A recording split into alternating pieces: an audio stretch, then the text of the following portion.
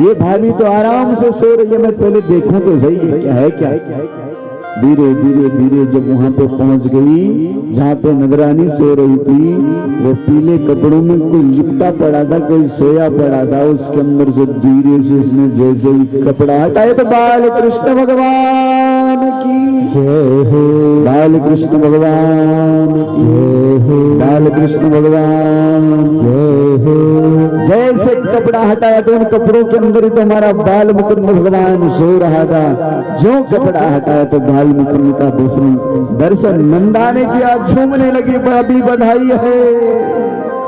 बुलाया भाभी नगरानी को, भाभी बधाई है, लाला भैया आपको बधाई। नगरानी ने कहा क्या बोल रही तो, अरे मुझे तो कोई दुख नहीं, कोई कष्ट नहीं, कोई दर्द नहीं देता। अरे भाभी देखते सही कितना सुंदर लाला है, बधाई है, नाचने लगी। इतना कहा कि नगरानी के गले में जो हाथ निकाल के बधाई है दे दिया।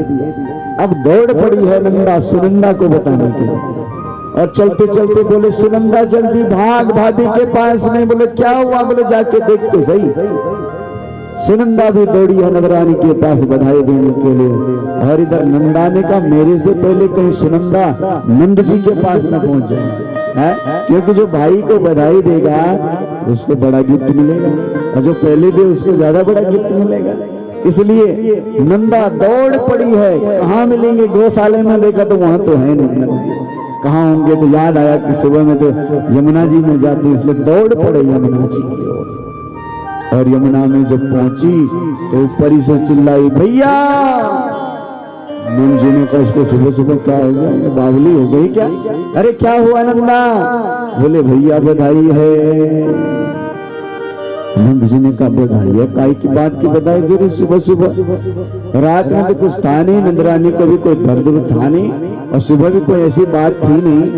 क्या मेरा सपना सार्थक हो गया। जो मैंने सपना देखा था उस बाल मुकुंद को गाय के पूंछ के साथ में झूमते हुए, क्या मेरा सपना सार्थक हो गया। क्या प्रभु ने मेरी मनोकामना पूर्ण कर दी, क्या मुझे लाला होगा।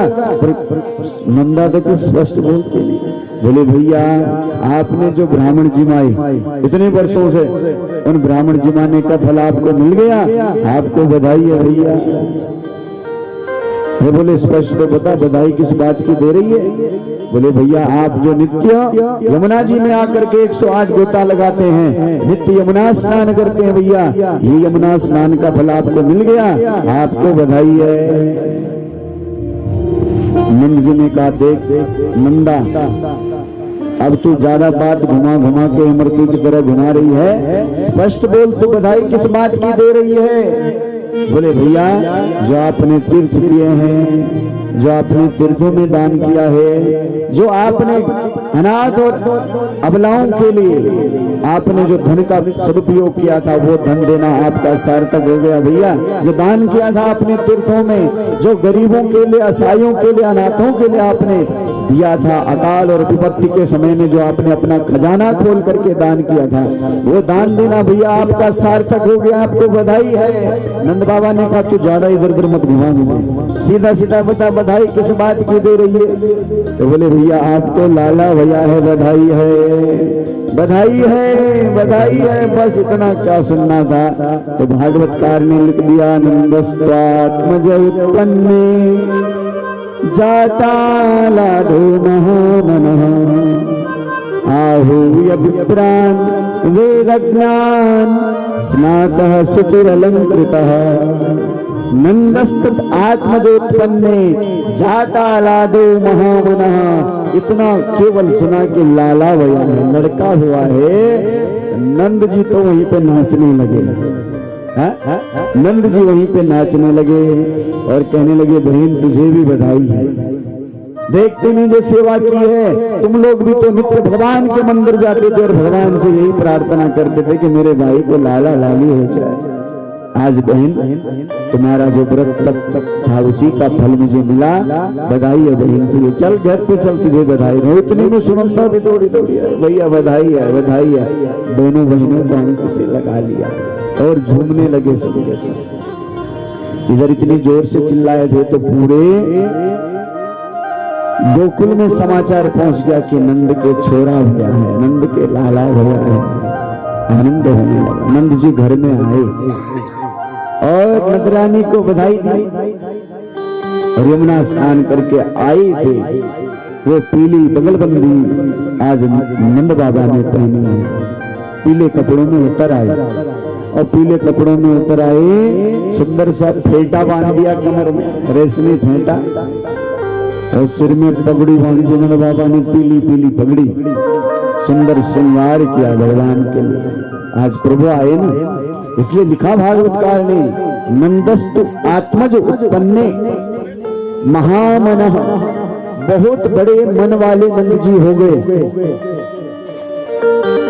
क्यों? बोले क्योंकि आनंद कंद जो भगवान है, जो ईश्वर है, वही तो इनके आंगन में आया है, इसलिए महामना है नंद जी। बड़े मन वाले हैं, और वैसे भी बड़े मन वाले ही तो गाय रख सकते हैं 9 लाख, सामान्य आदमी कहाँ रख पाएगा, इसलिए भी महामना है। बड़े बड़े यज्ञ दान आदि करते हैं, इसलिए नंद जी महामना है, वही तो महामना हो सकता है। आनंद हो गया, सुंदर श्रृंगार किया, सुंदर सजे नंद बाबा।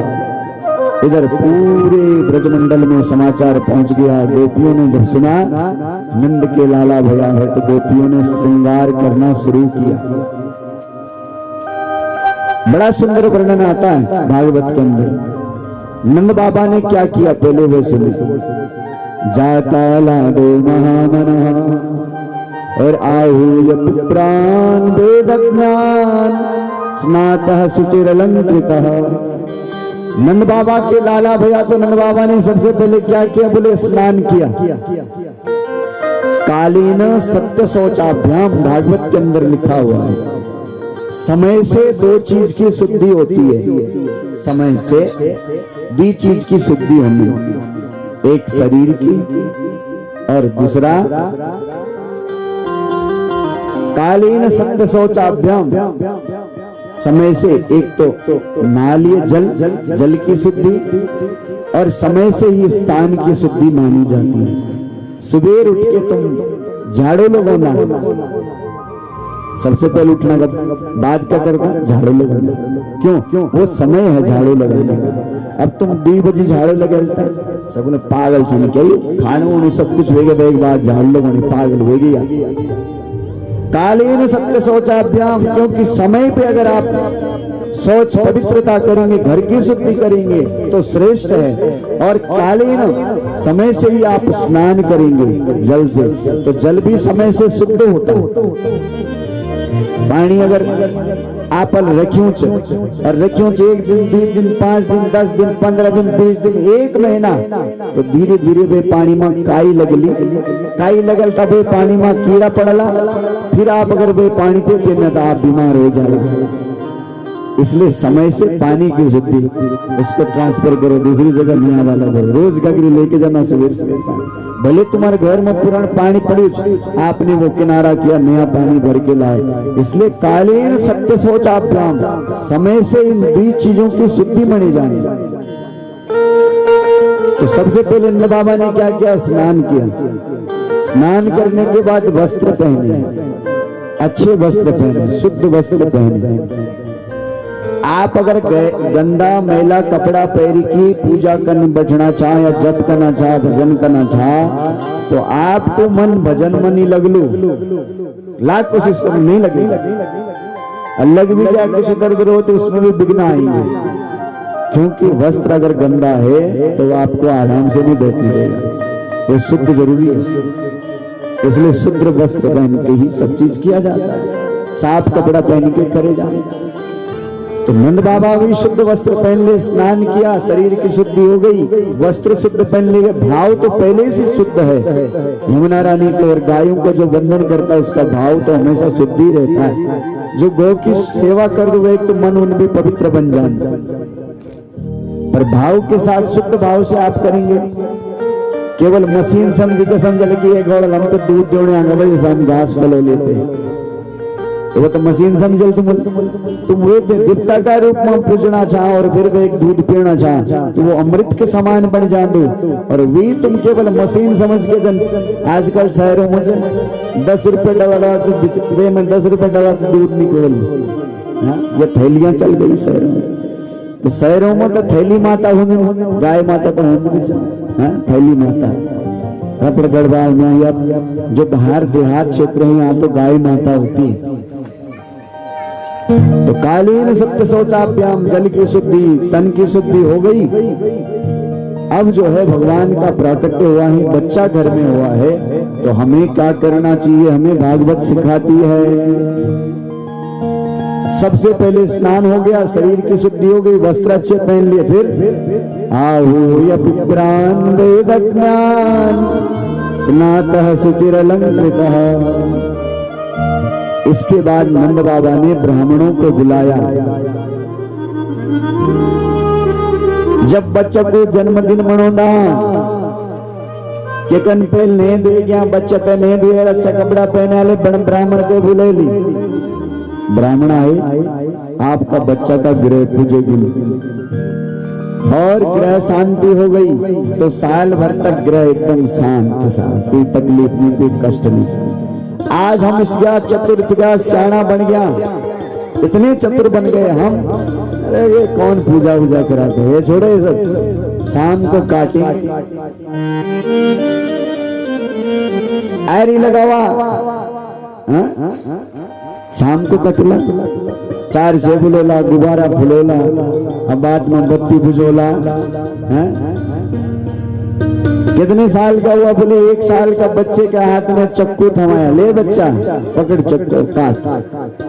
जब बचपन में चक्कू तेल काटना काम सिखाया तो वेल जिंदगी भर कटनी, वेल झोड़नी कहते।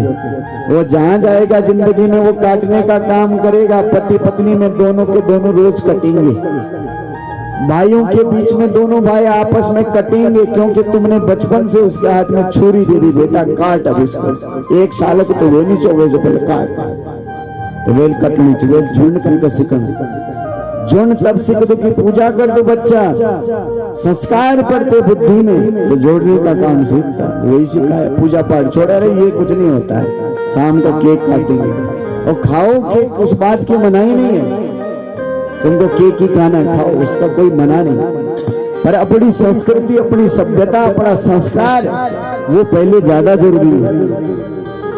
आपके बच्चे का जन्मदिन है या बच्चा पैदा हुआ है, कैसे करना चाहिए हमको भागवत से सीखना।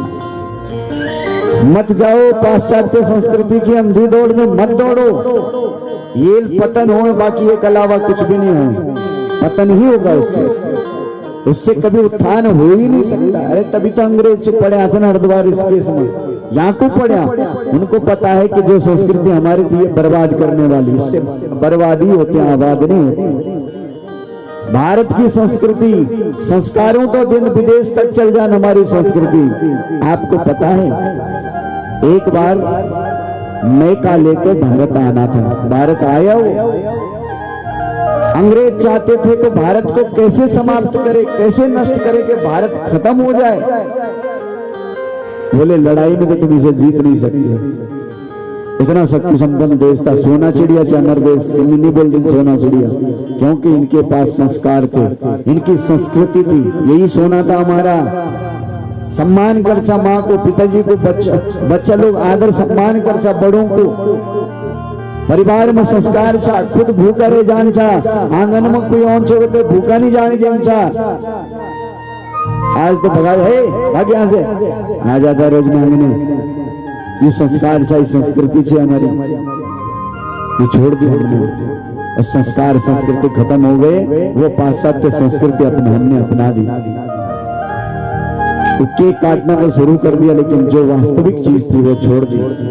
अब बोले इसलिए बोल रहे होंगे कि ब्राह्मण है, अरे नहीं भाई, जो शास्त्रों में लिखा वो बोल रहे हैं, तुमको खुश करने के लिए नहीं बोल रहे हैं कि तुम खुश हो जाओ, वो चीज बोलेंगे, कड़वी बात जरूर होगी, लेकिन आपके और आपके बच्चे के भविष्य में जो आने वाली चीज है वही शास्त्र बताएगा। और वही मुझे इस व्यासपीठ से बोलना है, बंबई से आया हूँ, बहुत दूर से आया हूँ, सही चीज को सुनाने आया हूँ साहब, तुम्हें खुश करने नहीं आया हूँ कि 2-4 भजन गा के तुम्हें नचा के चला जाऊं, वो सुनाने आया हूँ जो सुनना है, जिससे जीवन बदलेगा, जिससे जीवन बनेगा, जिससे बच्चों का भविष्य बनेगा, वही सुनाने आया हूँ।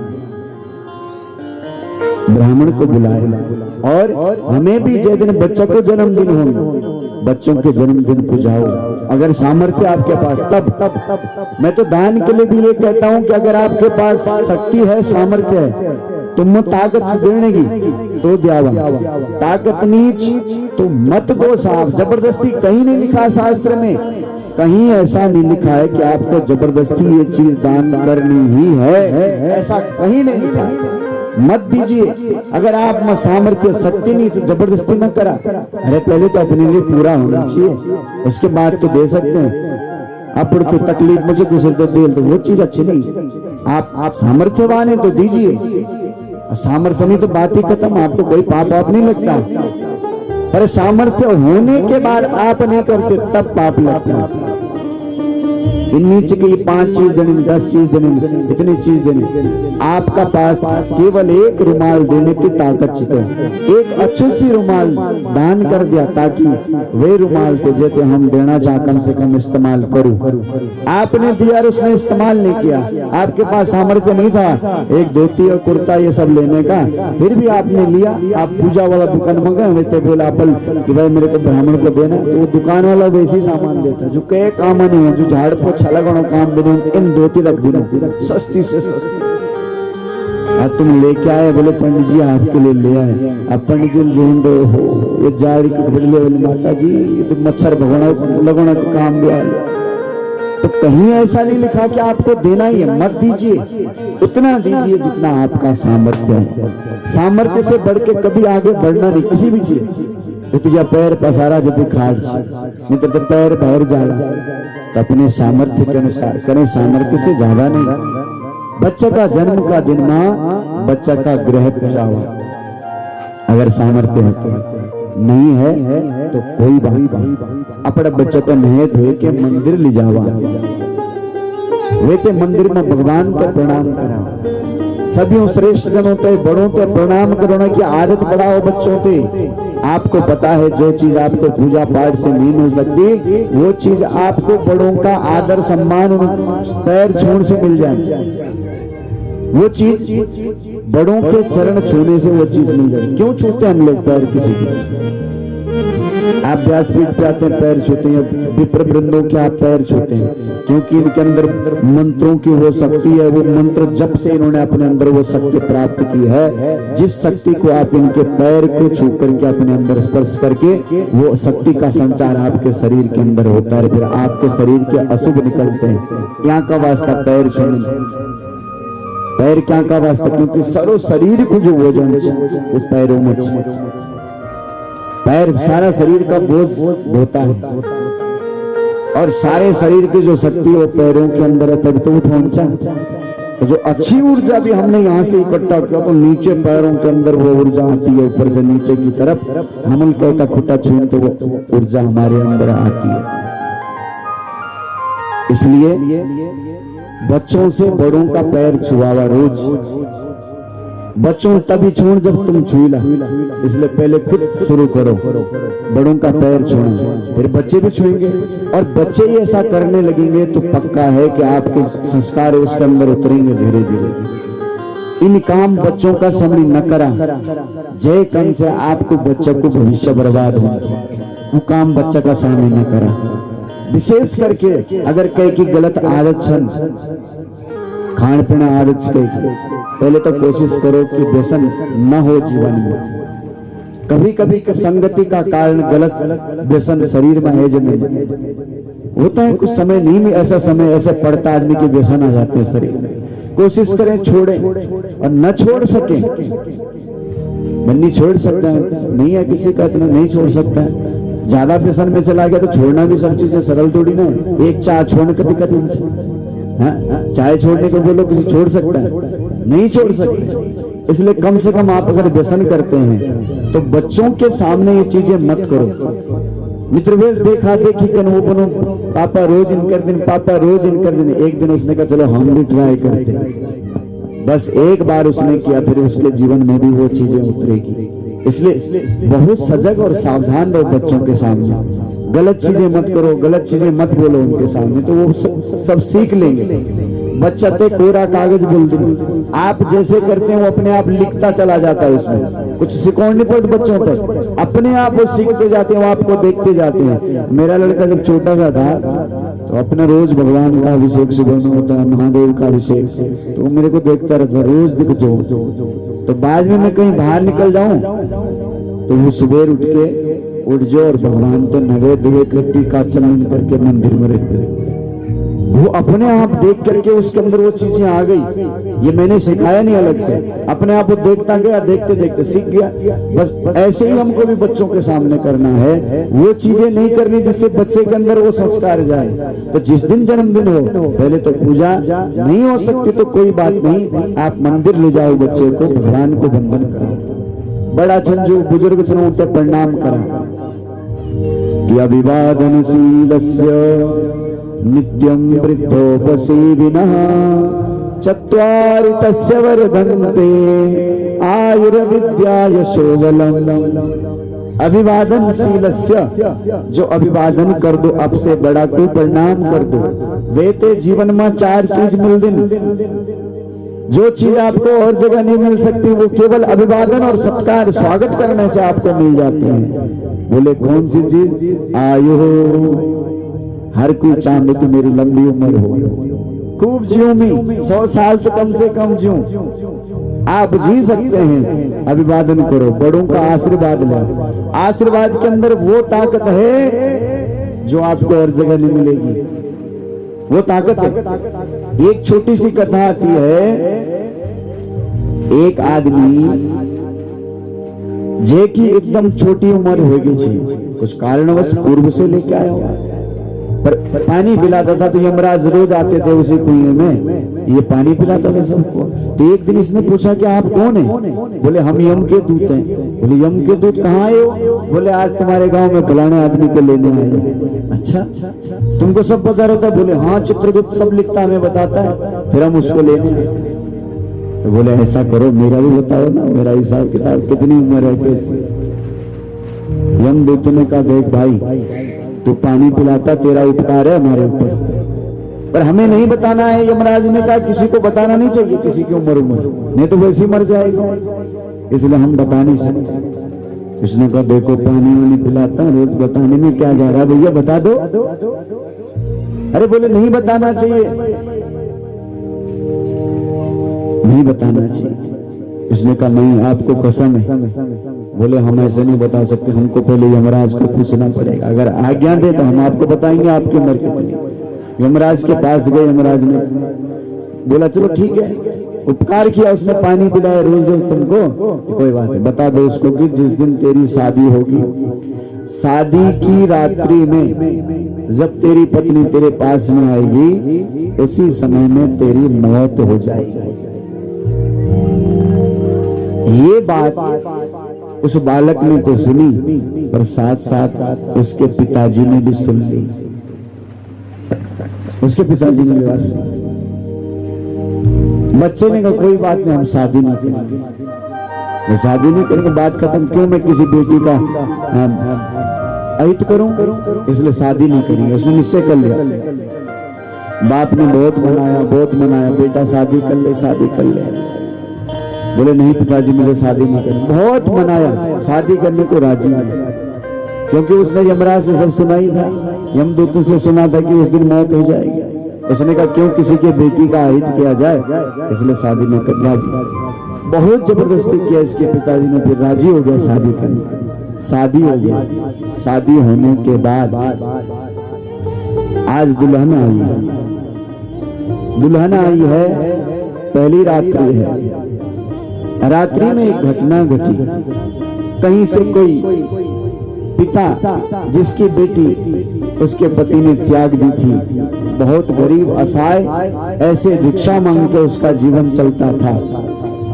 वो बेटी पेट से थी, वो पिता कहीं से भिक्षा मांगते मांगते उस बेटी को लेकर के इसी गांव में आज आया था। वो बेटी पेट से थी, उसका 9 महीने का बच्चा पेट में था। भिक्षा मांगते मांगते कुछ मिला नहीं, दिन भर मांगा लेकिन मिला नहीं। अब रात्रि में अचानक 6-7 बजे शाम को उस बेटी को दर्द शुरू हो गया, भयंकर उसको दर्द शुरू हो गया, छटपटाने लगी, तड़प रही है। और उसी रात में उसको बच्चा हो गया, उस स्त्री को। जब बच्चा हो गया तो उसके बाद उसको भूख लगना शुरू हुआ। अब उसको भयंकर भूख लगने लगी। अपने पिता से मुझे खाने दो, कुछ मुझे खाने दो। पिताजी ने कहा बेटी कुछ भी नहीं हमारे पास, आज तो कुछ मिला ही नहीं भिक्षा में, क्या दूं? उसने कहा आप दोगे नहीं तो मैं इस बच्चे को खा जाऊंगी। इतनी भूख उसको लगी। पिताजी ने कहा क्या करूं, कहां से लाऊं? उसने कहा बेटी 2 मिनट रुक, मैं कहीं से मांग के लाऊं।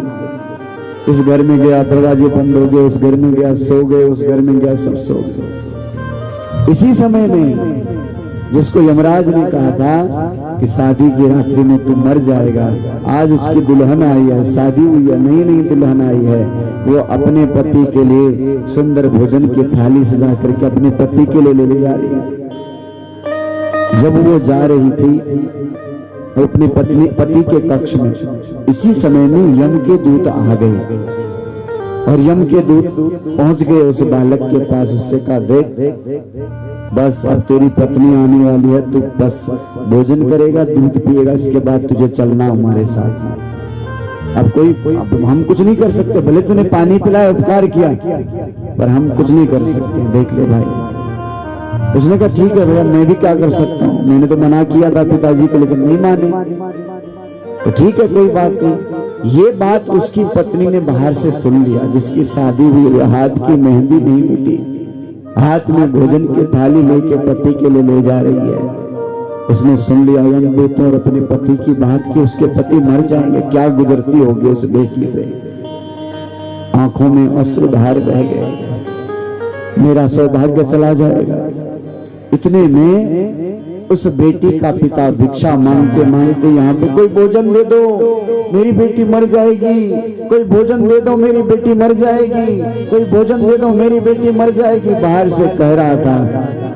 इस नवविवाहिता पत्नी ने सोचा कि मैं अपने पति के लिए भोजन ले जा रही हूँ, और ये बाहर कौन चिल्ला रहा है कि मेरी बेटी के लिए भोजन दे दो, मर जाएगी। ये थाली लेकर के बाहर आई। इसने देखा एक भिक्षुक चिल्ला रहा है कि भोजन दे दो, मेरी बेटी प्रसव पीड़ा के बाद उसे भोजन की जरूरत है, वो अपने बच्चे को खा देगी, कोई भोजन दे दो। इस बेटी ने सोचा ये भोजन मैं अपने पति के लिए ले जा रही हूँ, और यमदूतों ने स्पष्ट कह दिया कि कुछ देर में तेरे पति मर जाएंगे, क्या फायदा अपने पति के पास इस भोजन को ले जा करके अपने पति को खिलाने से अच्छा तो ये है कि इस स्त्री को खिलाऊं जिसका बच्चा हुआ, ये तो भूख से मर जाएगी बेचारी, पति को तो वैसे भी मरना है, क्योंकि यमदूतों ने स्पष्ट कह दिया, ये उसने सुन भी लिया है। उस बेटी ने सोचा क्यों ना ये भोजन इस बेटी के लिए दिया जाए जो तड़प रही है भोजन भूख से। इसने पूरी थाली उठाई और उस भिक्षुक के हाथ में दे दी, कहने लगी ये आप अपनी बेटी के लिए ले जाइए, अपनी बेटी को खिलाना, अपनी बेटी को ये भोजन कराना। भिक्षुक ने कहा देवी बेटी ये तुम किसके लिए ले जा रहे थे? बोले बाबा आप वो चिंता मत करें, आप लेके जाओ। अरे बेटी बता तो सही। उसने बताया नहीं कुछ भी, पर हाथ की मेहंदी को उस भिक्षुक ने देख लिया कि इसके हाथ में मेहंदी लगी है, पक्का इसकी अभी शादी हुई है। उस भोजन की थाली को लेकर के वो भिक्षुक अपनी बेटी के पास में आया और बेटी से कहा बेटी तो भोजन पा ले, कर ले भोजन, तुझे बहुत भूख लगी है। वो बेटी ने आओ देखा न ताओ देखा, झपट पड़ी भोजन की थाली पे, फटाफट भोजन करने लगी। जब उसने भोजन कर लिया तो भोजन से उसको तृप्ति हुई, आनंद आया उस बेटी को। कहा बाबा आप ये भोजन कहाँ से लाए, किसने ये भोजन दिया आपको? बोले बेटा मुझे ये तो पता नहीं कि ये भोजन मुझे किसने दिया। एक स्त्री थी, मैंने पूछा ये भोजन किसके लिए ले जा रही, उसने कुछ बताया नहीं, पर बेटी उसके हाथ में मेहंदी लगी थी, मुझे लगता है उसकी नई नई शादी हुई है, उसने ये भोजन दिया है बेटी। उस बेटी ने कहा, हे प्रभु, जिसने मुझे तृप्ति दी है, आज मैं बिना भोजन के मर जाती। जिसने अपना भोजन, अपना निवाला मुझे दिया है, मेरे प्राण बचाए हैं, हे भगवान तू उसके सौभाग्य को अटल कर दे, तू उसके सौभाग्य को अटल कर दे।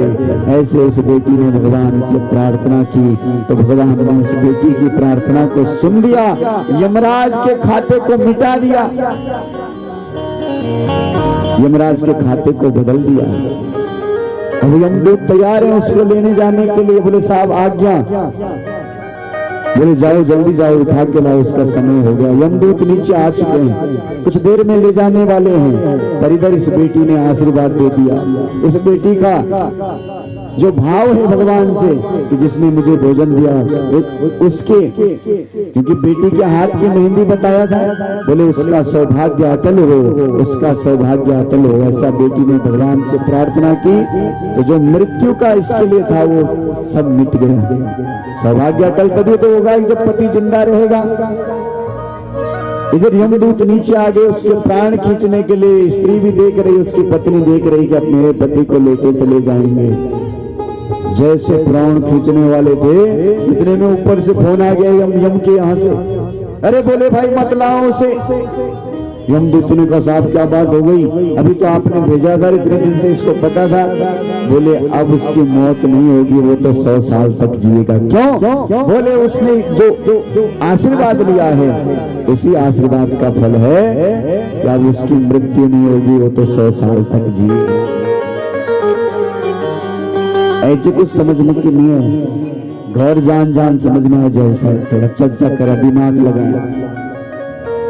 अभिवादन शीलस्य नित्यं वृद्धोपसेविनः चत्वारि तस्य वर्धन्ते आयुर्विद्या यशोबलम। अभिवादन करना साहब, बड़ों से सेवा लगन से ये फल मिल गए। आपके भाग्य को बदल सकता है श्रेष्ठों को वंदन करना। इसलिए बड़ा लोगों के सेवा लगन से आयु बढ़ती, बड़ा लोगों के सेवा लगन से बच्चा पढ़े मां तेज होंदू। जो बच्चा पढ़ना में कमजोर छन, वो बच्चा अपन बड़ों पे रोज सेवा लगावा, वे ते बच्चे की बुद्धि तीव्र होंगी, विद्या बढ़ेगी। यस हर कोई चाहता मेरा बढ़े, अपना बड़ों पे सेवा लगाना शुरू करा, प्रणाम करना शुरू करो, आपकी आयु बढ़ेगी, यश बढ़ेगा। और दल सब चाहते हैं, ताकत चंद सब, तो बड़ों को सम्मान आदर करना शुरू करो, उनको वंदन करना शुरू करो। आपको आयु भी मिलेगी, विद्या भी मिलेगा, यश भी मिलेगा, बल भी मिलेगा। इसलिए वंदन कर। जन्मदिन का दिन विशेष करके बच्चों से बड़ों को प्रणाम कराओ, पूजा कराओ, यही तो कर रहे हैं। ब्राह्मण बुलाओ, घर में भगवान का पूजन कराओ। ब्राह्मण भी कैसे बुलाओ? क्या हूँ यदि प्राण दे बता तोरे अंगना, बजे बजे बजाई मैया तोरे अंगना, यशोदा तोरे अंगना, यशोदा तोरे अंगना, झुलरे बधाई मैया तोरे अंगना, बाजे बाजे रे बजाई मैया तोरे अंगना।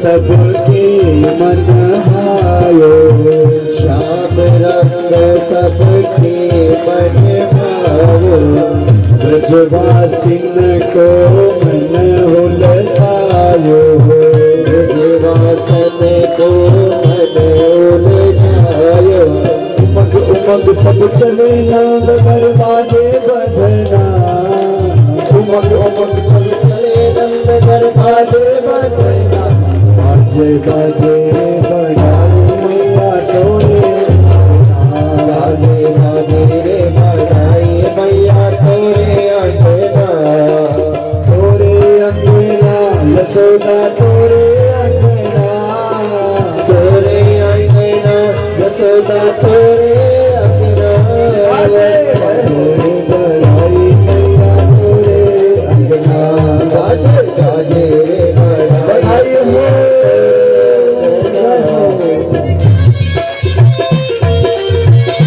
हरि हरि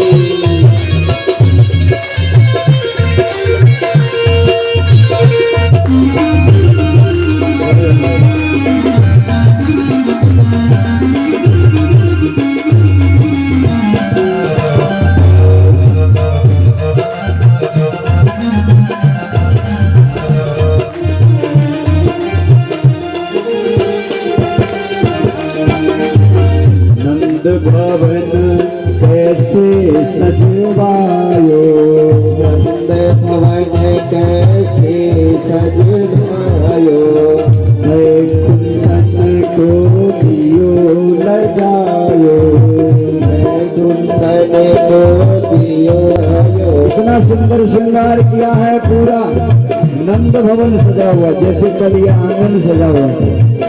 10 दिन से ही सब लोगों को कोई गुब्बारा फुला रहा है, कोई मालाएं लगा रहा है, कोई इधर माला लगा रहा है। बच्चे भी मैं देख रहा था अपने ये वाला जो पहले बड़ा उत्सव में बड़ा आनंद है।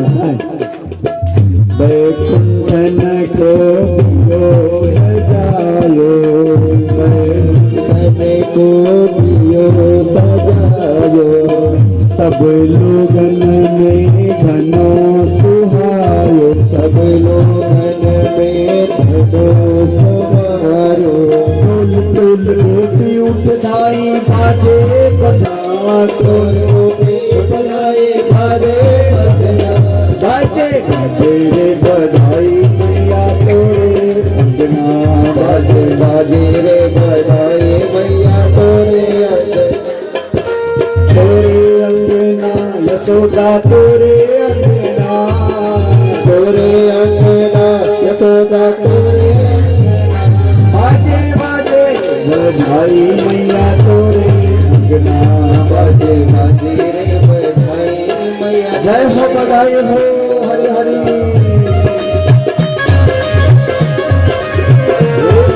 मनोहरा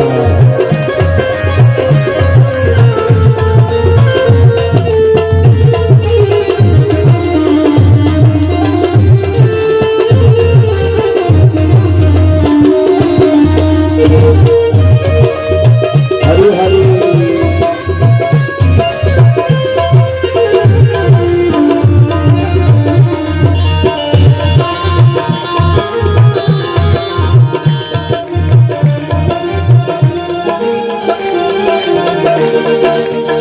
ब्राह्मण अपने वेद पढ़त है ब्राह्मण अपने वेद पढ़त है वस्त्रवाह स्वस्तिनः पूर्वा विश्ववेदाः स्वस्तिनस्तारिक्षोरिष्टनेमिः बृहस्पतिर्दधाम् ब्राह्मण अपने वेद पढ़त है ब्राह्मण अपने वेद पढ़त है नंद बाबा जो दान करत है नंद बाबा जो दान करत है पाग पिछोला गोकुल है पाग पिछोला गोकुल है गोपिन को दियो महंगा फरियार तन जगत कंगना गोपिन को दियो महंगा फरियार तन जगत कंगना बाजे बाजे बधाई तोरे अंगना बाजे बाजे रे बधाई मैया तोरे अंगना ओ मैया तोरे अंगना मैया तोरे अंगना बाजे बाजे रे बधाई मैया तोरे अंगना बाजे बाजे रे बधाई मैया हो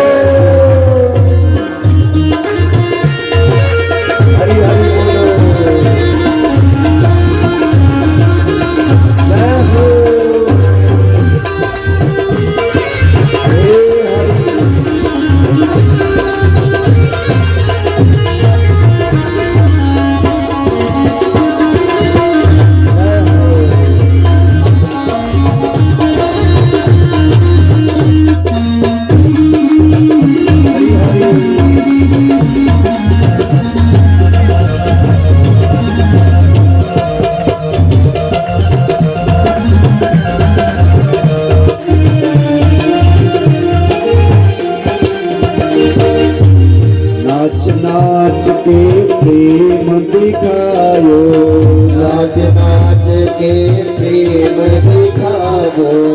नाच लिया होगा आदमी क्यों नाचता है? एक शादी में नाचना अलग होता है और एक भगवान की कथा में नाचना अलग होता है।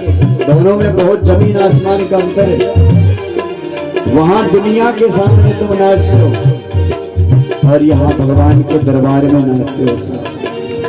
जो भगवान के लिए और भगवान के दरबार में नाचता है, भगवान उसको फिर नहीं नचाता कहीं, और नाय के लिए नाचता है तो फिर वो नाचता ही रहता जिंदगी भर, भटकता रहेगा। और जो भगवान के दरबार में, भगवान के उत्सव में नाचता है ना, भगवान उसके जीवन को सवार देते हैं, सजा देते हैं, उसके नचाते नहीं, फिर भटकाते नहीं। 84 लोग लाख योनि में नहीं नचाते उसे, बल्कि उसको अपना प्रिय समझ करके भगवान अपने पास ले चलते हैं, अपने बैठक में बिठाते तो यहाँ है। इसलिए अगर अवसर मिले कभी तो जीवन में नाचो भगवान के लिए। और उत्सव में कल आप सब लोग बड़े नाचने लगे थे। हाँ? भजन कीर्तन भी करा तो भाव और श्रद्धा से करा। इसको डांस नहीं होता भजन कीर्तन में, याद रखिए। ऐसे नहीं कि जो मर्जी जैसे, भाव से नाचिए, बड़े प्रेम से नाचिए। हाँ? आजकल जो कीर्तन की परंपरा हमारे यहाँ उत्तराखंड में चल रही है, तो वो डीजे को देख करके वो परंपरा वहां चल रही है। वो वाली परंपरा नहीं है, कीर्तन में ऐसा नहीं आता जाता, इसीलिए गड़बड़ हो रही भागवतों में। याद रखिए, भागवत का कीर्तन, भागवत का संगीत अलग चीज का है। आप ये पवित्र भूमि में, मैंने पहले दिन निवेदन किया था, ये पवित्र भूमि यहाँ देवताओं का वास है, यहाँ पे कोई गलत चीज मत करना। ऐसे नहीं कि नहीं ऐसे नहीं वैसे, वो नहीं। ये पवित्र भूमि है, यहाँ जिसको नाचना है श्रद्धा से नाचिए और भाव के साथ नाचिए। यहाँ डीजे डांस नहीं होता है साहब, वो डीजे डांस अलग है। अगर वैसे ही डांस करना है, वैसे ही नाचना है, तो वही डीजे लगा लो, फिर तो कोई बात नहीं, कथा कराने की जरूरत नहीं। यहाँ पे कीर्तन हो तो भाव से हो, यहाँ कीर्तन हो तो सब प्रेम से हो, उसका अर्थ हो। बिना निरर्थक मत करो कोई काम, नहीं तो कोई फल नहीं उसका। इसलिए प्रेम से और भाव से झूमिए साहब भगवान के कीर्तन में। हरि हरि जय हो।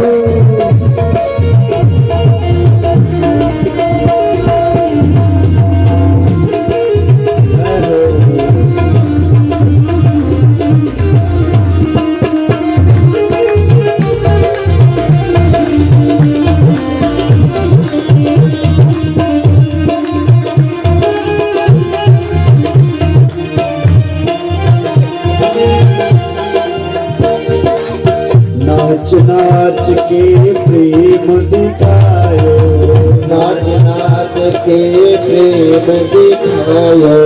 नंद भवन में धूम मचायो, नंद भवन में धूम मचायो।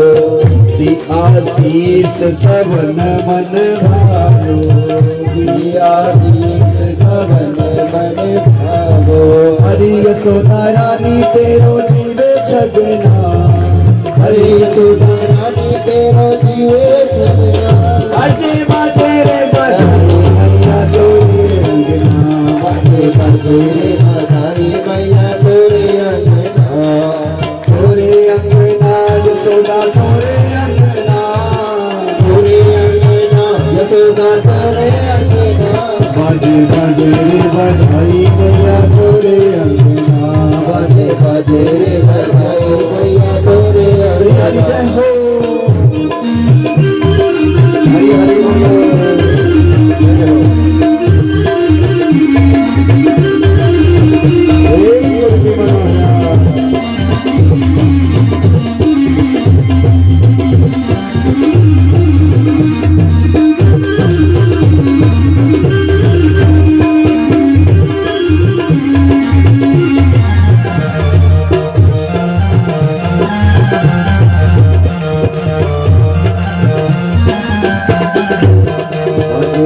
हरि बधाई मैया तोरे अंगना, बाजे बाजे रे बधाई मैया तोरे अंगना।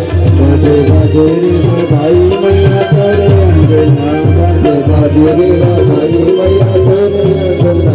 बाजे बाजे रे बधाई मैया तोरे अंगना, बाजे बाजे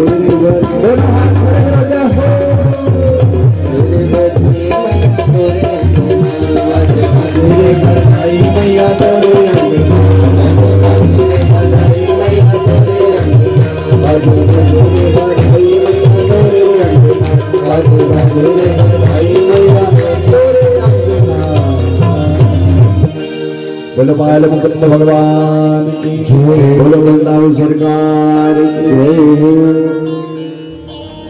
वैसे मैं हाथ उठाता नहीं, जल्दी के हाथ खड़े करो वैसे बजाओ वैसे, और कभी कभी बजवाना पड़ता है। क्यों पता? बोले जो सत्संग में ताली नहीं बजाते ना उसको पाप लगता है।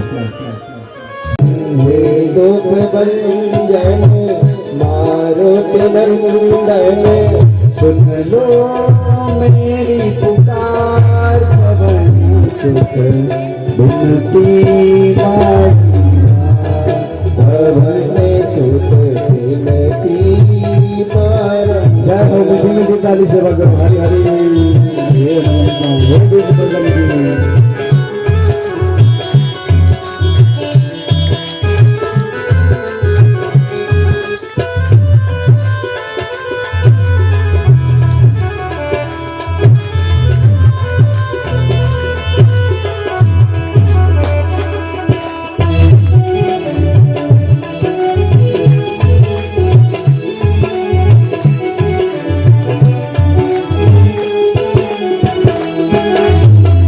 अष्ट सिद्धि निधि के दाता, अष्ट सिद्धि निधि के दाता, दुखियों के तुम भाग्य विधाता, दुखियों के तुम भाग्य विधाता, सिया राम के काज सवारे,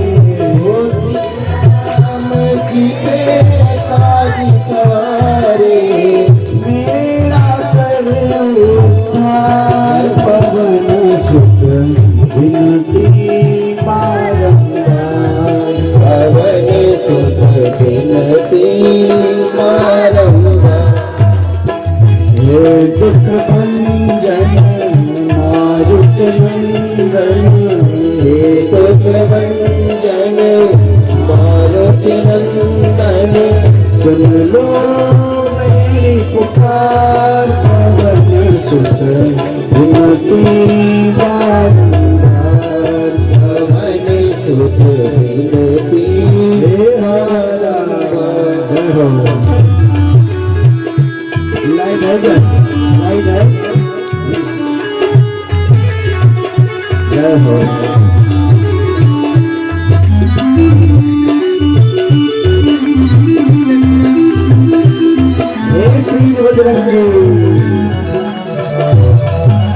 हरि हरि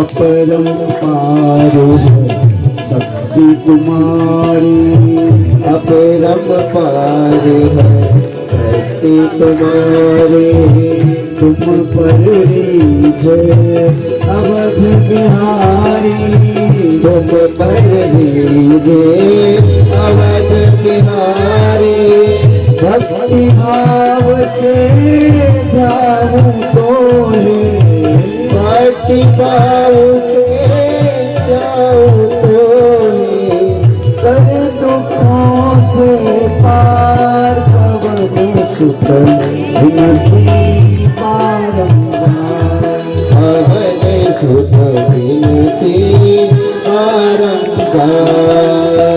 हे दुख भंजन मारुति नंदन, हे दुख भंजन मारुति नंदन, सुन लो मेरी पुकार, पवन सुत विनती बारंबार, पवन सुत विनती बारंबार। हे बजरंगी जय हो।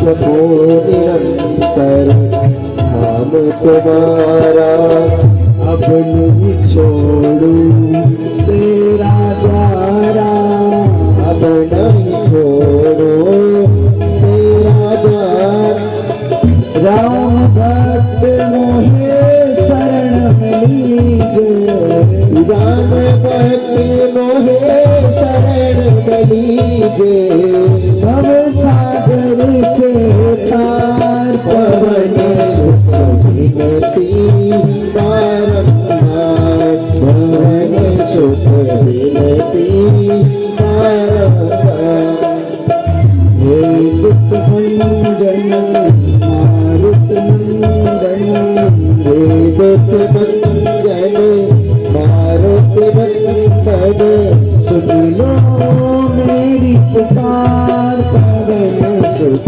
विनती बारंबार पवन सुख विनती बारंबार पवन सुख विनती बारंबार पवन सुख विनती बारंबार। बोलो बाल कृष्ण लाल जय हो, हनुमान जी महाराज की जय हो। तो पूतना का उद्धार हो गया।